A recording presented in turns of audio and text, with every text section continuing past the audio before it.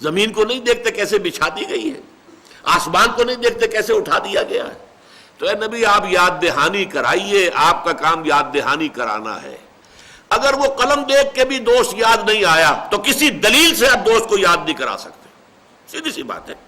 میری تمثیل کو ذہن میں رکھیے، اس قلم کو دیکھ کر دوست یاد آئے گا، یہ اسپونٹینیس ایکشن ہوگا ایک، بالکل اس میں آپ کا ارادہ بھی نہیں ہے۔ آپ کوشش کریں گے تو دوست یاد نہیں آئے گا آپ کو، لیکن اس نشانی کو دیکھتے ہی یاد آ جائے گا فوراً۔ اگر یاد نہیں آیا ہے تو ہو سکتا ہے آپ کوئی اور نشانی بھی دکھائیں اس کی، دیکھو بھائی چلو یہ دیکھو یاد آیا، کوئی تو ایک اور نشانی بھی اس کی تھی، وہ دیکھو یاد آیا۔ اگر یاد نہیں آیا تو کوئی دلیل نہیں ہے کہ جو اللہ کے وجود کو بنوا لے، کوئی دلیل نہیں ہے جس سے کہ آپ دوست کی یاد اس کے ذہن کے اندر تازہ کر سکیں۔ دس نو وے۔ تو قرآن کا ایمان باللہ کے ضمن میں جو اس کا اس اصل الاصول، اسی لیے اس کی اصطلاحات کیا ہیں؟ آیت، ان فی خلق السماوات والارض واختلاف اللیل والنہار لآیات لأولی الالباب، یقیناً آسمانوں اور زمین کی تخلیق میں اور رات اور دن کے الٹ پھیر میں، ابھی رات تھی اب دن آ گیا ہے، کیا اس کی کیفیات تھی، کیا اس کی کیفیات ہیں؟ زمین و آسمان کا فرق ہے۔ دونوں حیات کے لیے، اس حیات عرضی کے لیے رات بھی اتنی ہی ضروری ہے جتنی کہ دن ضروری ہے۔ اس کے اندر حکمتیں دیکھو، اس کے اندر اللہ تعالیٰ کی حکمتیں کیسی کیسی کار فرما ہیں۔ برگ درختان سبز در نظر ہوشیار، ہر ورق دفترست معرفت کردگار، یہ جو سب پتے ہیں درختوں کے، ان میں سے ہر پتا اللہ تعالیٰ کی معرفت کا دفتر ہے، لیکن دیکھنے والی آنکھ چاہیے۔ کہنے والے کون ہیں؟ شیخ سعدی رحمۃ اللہ علیہ۔ برگ درختان سبز در نظر ہوشیار، ہر ورق دفترست معرفت کردگار۔ تو اللہ تعالیٰ کو ماننے کا طریقہ یہ ہے، ان فی خلق السماوات والارض واختلاف اللیل والنہار لآیات لأولی الالباب۔ آیات کسے کہتے ہیں؟ نشانی کو۔ دیکھیے تصویر ہے، مصور نے بنائی ہے، اب مصور کے کمال فن کا اظہار کرنے والی تصویر ہے، منہ سے بول رہی ہے کہ میرا بنانے والا بڑا کامل مصور ہے، اپنے فن کا نہایت ماہر ہے، یا وہ تصویر خود کہہ رہی ہوگی زبان حال سے کہ بڑا اناڑی ہے جس نے یہ تصویر بنائی ہے۔ اسی طریقے سے یہ کائنات ہے در حقیقت جو اللہ تعالیٰ کی جملہ صفات کی مظہر ہے، اور ان صفات کے حوالے سے پھر اللہ تعالیٰ کی معرفت حاصل ہوتی ہے، اور انہی کو دیکھ کر اللہ یاد آتا ہے۔ لآیات لأولی الالباب، ہوش مند لوگوں کے لیے۔ ایک خاص بات نوٹ کیجئے، آج یہ سورہ آل عمران کے 20ویں رکوع کی پہلی آیت ہے جو ہم پڑھ رہے ہیں۔ ان فی خلق السماوات والارض واختلاف اللیل والنہار لآیات لأولی الالباب، یقیناً آسمان اور زمین کی تخلیق میں اور دن اور رات کے الٹ پھیر میں نشانیاں ہیں ہوش مند لوگوں کے لیے۔ اب نوٹ کیجئے کہ بین ہی یہی آیت آئی ہے سورہ بقرہ کے 20ویں رکوع، وہاں یہ مفصل ہے جس کو میں نے عنوان دیا ہے آیت الآیات۔ ایک آیت میں اتنے physical phenomena of the nature, اتنی آیات جو ہیں آفاقی، جتنی ایک آیت میں جمع کی گئی ہیں، وہاں آپ کو پورے قرآن میں اس کی مثال نہیں ملے گی۔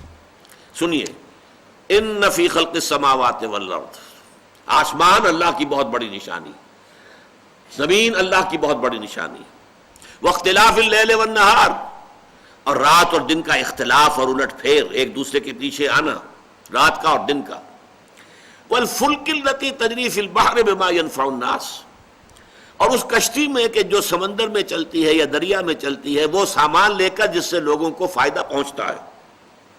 وما انزل اللہ من السماء من ماء، اور پھر اس بارش میں جو اللہ آسمان سے اتارتا ہے، بلندی سے پانی برساتا ہے، فاحیا بہ الارض بعد موتها، اور پھر جس طرح اس پانی سے زمین جو مردہ تھی زندہ ہو جاتی ہے، بنجر پڑی تھی، بے آب و گیا پڑی تھی، اور اس کے بعد ہریاول ہو گئی۔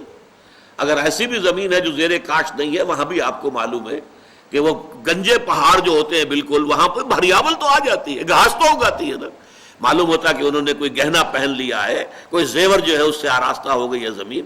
زخرفوہا قرآن مجید کہتا ہے، اور اگر کوئی فصل ہے تو ظاہر بات ہے لہرا رہی ہے۔ فَأَحْيَا بِهِ الْأَرْضَ بَعْدَ مَوْتِهَا وَبَثَّ فِيهَا مِن كُلِّ دَابَّةٍ، اور اس میں ہر طرح کے حیوانات اللہ تعالیٰ نے پھیلا دیے۔ وَتَصْرِيفِ الرِّيَاحِ، اور ہواؤں کا چلنا، کبھی مشرق سے چل رہی ہے، کبھی مغرب سے چل رہی ہے، کبھی یہ مانسون کی بارش لے کر آ رہی ہے، کبھی کچھ اور، کئی سردی کی ہوائیں جو ہیں وہ آ رہی ہیں سائبیریا سے چل کر، یہ ہواؤں کا الٹ پھیر. والسحاب المسخر بین السماء والارض، اور ان بادلوں میں کہ جو آسمان اور زمین کے مابین معلق ہیں، کیا چیز انہیں اٹھائے ہوئے ہیں اور چل رہے ہیں وہ، ان سب کے بارے میں فرمایا لآیات. وہاں صرف 4 باتوں کے بعد کہا لآیات، ان فی خلق السماوات والارض واختلاف اللیل والنہار لآیات لأولی الالباب، اور یہاں ان فی خلق السماوات والارض واختلاف اللیل والنہار والفلک التي تجری فی البحر بما ينفع الناس وما انزل اللہ من السماء من ماء فاحیا به الارض بعد موتها وبث فیها من کل دابہ وتصریف الریاح والسحاب المسخر بین السماء والارض لآیات لقوم یعقلون. اس میں نشانیاں ہیں عقل مند لوگوں کے لیے، ان سے جو عقل سے کام لے. ایک وہ لوگ ہیں کہ جن کی عقل جو ہے صرف practical worldly wisdom, worldly wise, بس اپنی معاش، اپنا دھندا، اپنا کاروبار، ساری عقل جو ہے اسی کے اندر کھپ گئی، ختم ہوئی. ایک وہ عقل ہوتی ہے جو غور کرتی ہے میں کون ہوں، کہاں ہوں، یہ ہے کیا، یہ سلسلہ کیا ہے، جبکہ تجھ بن نہیں کوئی موجود، پھر یہ ہنگامہ ہے خدا کیا ہے، یہ کائنات کب سے ہے، کبھی اس کی ابتدا بھی ہے یا نہیں ہے، انتہا ہوگی یا نہیں ہوگی، یا ہمیشہ سے ہے اور ہمیشہ جاری رہے گی، یا اس کی کوئی بگننگ ہے، اس کا کوئی اینڈ ہے. خود میں یہ تو معلوم ہے کہ میں اتنا عرصہ قبل میری ولادت ہوئی، اور اس سے پہلے بھی چلیے یہ بھی معلوم ہے کہ 9 مہینے اپنی والدہ کے پیٹ میں بھی رہا، اور اس کے بعد یہ بھی معلوم ہے کہ مرنا ہے. لیکن آیا میرے اس وجود اور اس ورود اس دنیا میں جو ہوا ہے اس سے پہلے بھی کوئی وجود میرا تھا، اور آیا مرنے کے بعد بھی میری ہستی کا کوئی تسلسل ہے؟ یہ سوالات جو ہیں یہ عقل ان گتھیوں کو سلجھانے کی کوشش کرتی ہے. اسی سے فلسفہ پیدا ہوتا ہے. لیکن جیسا کہ میں نے عرض کیا، فلسفے کی یہ کوتاہی ہے کہ وہ خالق تک نہیں پہنچ پاتا. البتہ فطرت میں اپنے من میں ڈوب کر پا جا سراغ زندگی. ذرا کبھی اپنے اندر ستمست گر حوست کشت کے بے سیر سر و سمندرا تجھے غنچہ کم نہ دمی دہی درے دل کشا چمندرا. کبھی اپنے دل کا دروازہ کھولو، اپنی ہستی کے اندر غور کرو، تو تمہیں معلوم ہوگا کہ اللہ تعالیٰ کا یقین تمہارے اندر موجود ہے. یہاں سے یہ ابھرے گا، اور اس کو ابھار کر لانے والی چیز کیا؟ آیات، نشانیاں. جیسے میں نے مثال دی، قلم دیکھا اور دوست یاد آ گئے.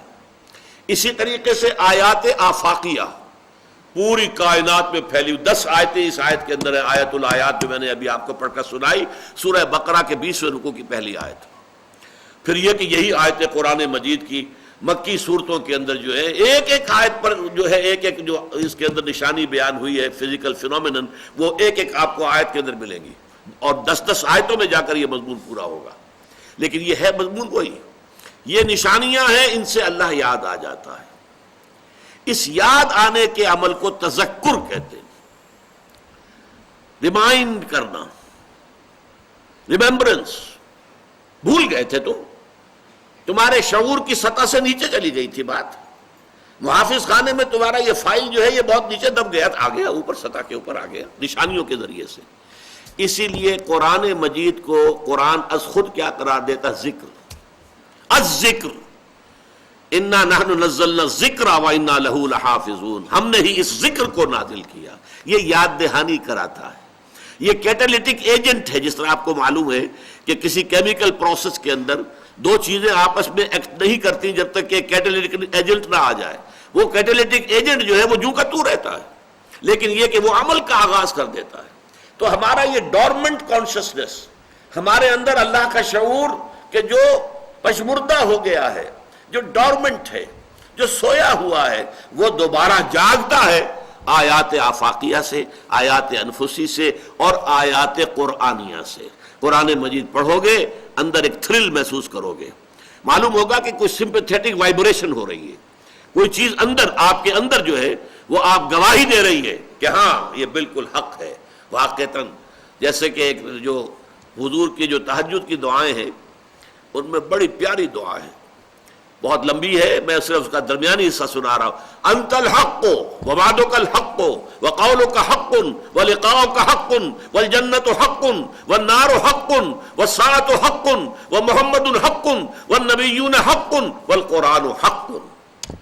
یہ دعا اے اللہ تو حق ہے، تیرا قول حق ہے، تیرا فرمان حق ہے، تیرے وعدے حق ہے.